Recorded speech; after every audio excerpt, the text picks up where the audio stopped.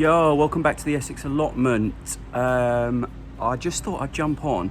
I'm just about to go and do my deliveries for some of my trial veg boxes. If you've watched my vlogs before, you'll know I'm trialling this veg box scheme first. Doing between 10 and 20 boxes a week, just to see how things work. And obviously that is the foundation of what I'll be taking forward next season and what this farm vlog is all about. But I just thought I'd show you my box this week, as I'm super proud of it, and yeah, it's looking really good. So here it is in a bit more detail. So as I said, I'm super proud of it this week. Got a couple of bits of sweet corn in there, some runner beans, a lovely mix of different tomatoes, some baby onions there. Got the last of the rhubarb for this season. If I dig around a little bit there, you can see that I've got some baby leeks. We've got beets and baby beets, more tomatoes, a couple of pears. I don't usually put fruit in there, but that's a bit of a bonus. And then we've got the salad mix and a bag of spinach. So that's this week's veg boxes. And as I said, couldn't be happier with how they've gone this week.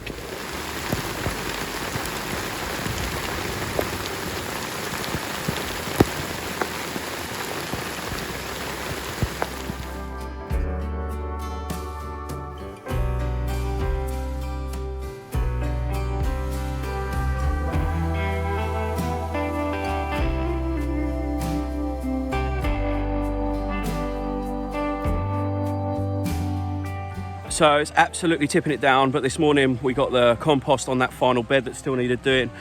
My two lovely volunteers have done that for me and wood chipped the paths. Now they're going around all the edges, weeding the edges so that we can wood chip on the inside of the fence that's now all up apart from the gate, which I'll show you in a minute. And yeah, cracking start to the morning. Might even get some planting done today, if the rain stops, that is.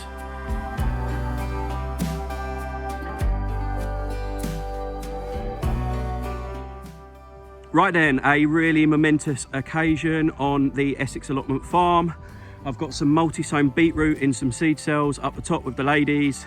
I've got a 2p piece because Jessie from plot 37 has told me that if you put something under your first plant when you break ground on a farm or an allotment, it needs to symbolise what you want from a farm. So because I'm a money grabbing little Essex boy, I'm putting a 2p piece under there. Hopefully this farm will become profitable one day.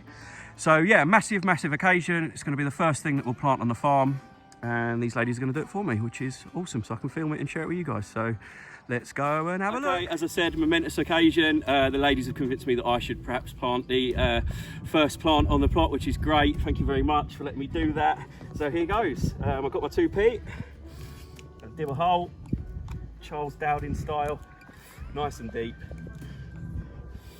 Gonna pop my 2p in the bottom there. Thank you, Felicity, who had to lend me 2p.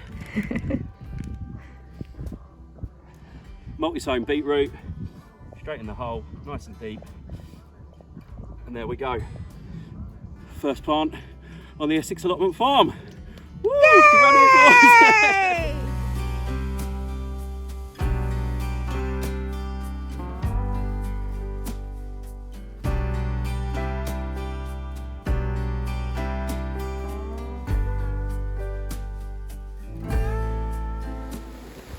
I'm sheltering, these two are carrying on.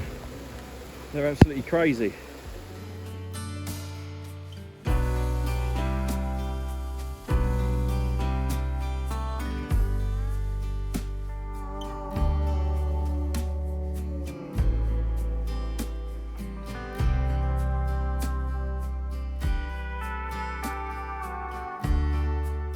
If you follow me on Instagram, you'll already know that we toasted the first plants to be planted at the Essex Allotment farm.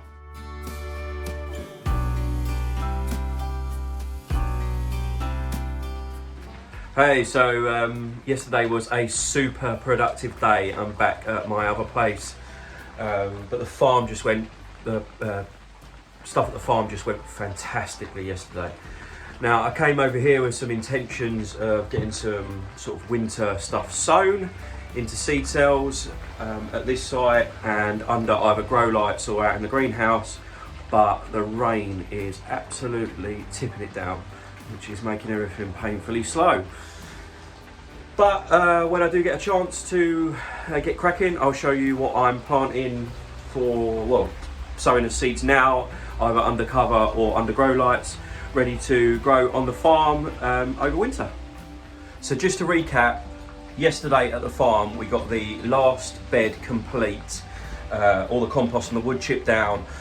So block A is completely finished, albeit apart from the gate on the fence, and that's just because I'm waiting for a couple of brackets to arrive, but that'll be really quick, simple to screw them on the gate I've already got, and then it'll be all done and dusted. So that's 10 beds with 10 paths prepped and done, wood chip all around the edges, inside and out.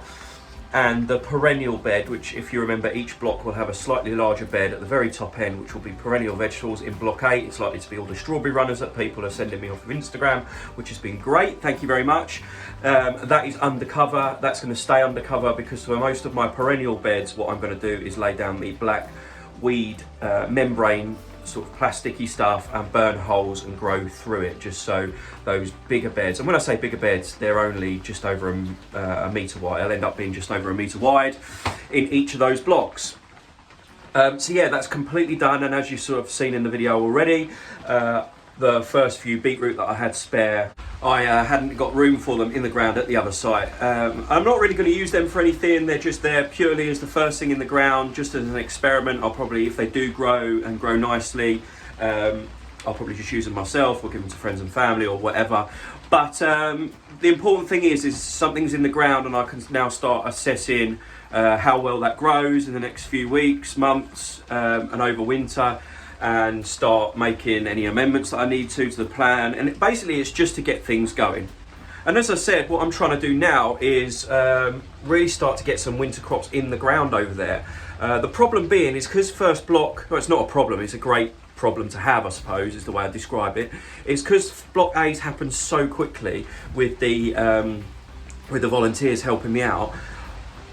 I haven't got anything ready to go in the ground for it. I haven't, all the stuff that I got is either in the ground at my other places or in the ground at my allotment, and I just haven't got anything ready. So I've jumped over here to grab some seed cells and start sowing some more winter lettuce in bulk, and you know, some of those other crops, just to get in the ground over the farm and start growing in the soil. Again, I've got nowhere to really shift any of this food over the winter season, but because, you know, the infrastructure to sell it and all that kind of thing isn't in place yet, but I just want to get growing in the ground. But yeah, they're going to take a few weeks to sort of get from seeds to seedlings big enough to plant out in seed cells, either under my grow lights or in the greenhouse, but that's something I've got to get going. And then in the meantime, I haven't got a great deal to be doing at the farm, so it looks like I might crack on straight on with block B, which again, as I've talked about in previous blogs, is just replicating block A, exactly the same right next to it for block B. But I'll see how things go. I'll keep you updated anyway.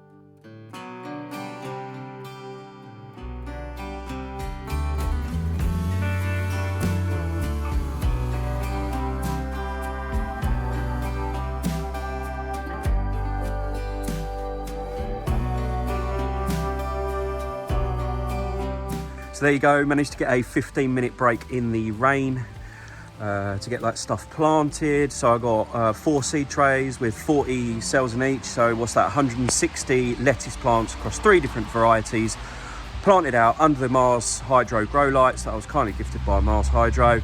And yeah, they'll be ready to plant out in 2 to 3 weeks, I would have thought, if everything goes to plan. So It's absolutely tipping it down again. I'm gonna have to go back inside. I'll keep trying to use the breaks in the rain to do a bit of editing and then jump back out and carry on filming, but small and lightly going to be it for the vlog this week. I hope you had a productive week like I have, and I'll see you soon. Thanks for watching.